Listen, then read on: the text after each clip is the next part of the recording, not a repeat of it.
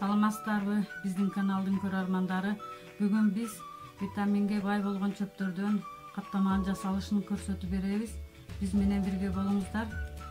Бизге керек болуучу азыктар 500 грамм un, маргарин майы күйгүзүлүп даярдап алганыбыз, жылуу суу 1 стакан, көк пияз, жөн 2 пияз, жөнөкөй тамакка кошкон пияз, витаминге бай болгон чөптөр, чалкан, жалпыз, беде.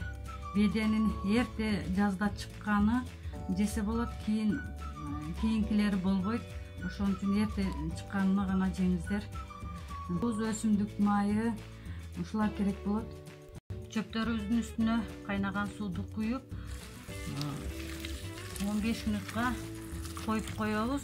Чөптөрүбүздүн жаман жыттары чыгып кетиш керек.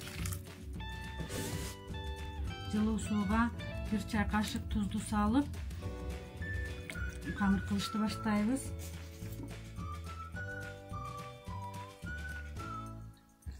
Аздан сууду коюп камыр кылышты баштайбыз.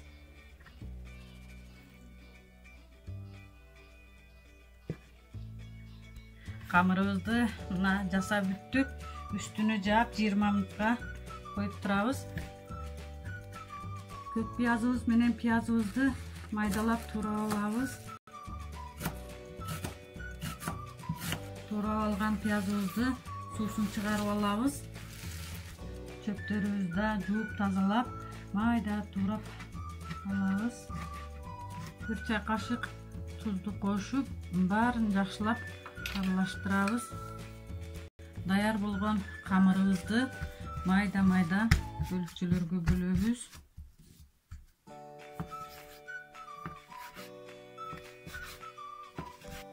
Кезеги менен камырыбызды жая беребиз.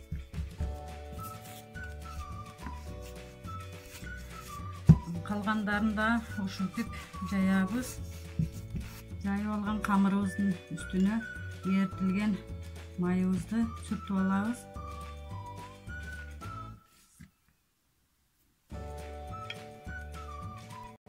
Тууралган пиязыбыз менен чөптөрүбүздү үстүнө сээп алабыз. Үстүнө дагы бир камырды коюп, майды сүртүп алабыз.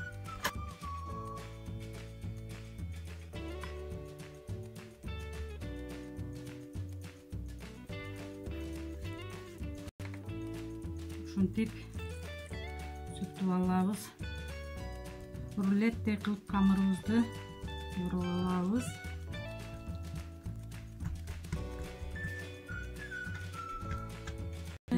Каттама формасына мына келтирип алдык. Даяр болгон каттамабызды жайып алабыз. Жайып бүттүк. Калгандарын да ушинтип жайып алабыз. Кызган сковородкабызга майды куюп алабыз.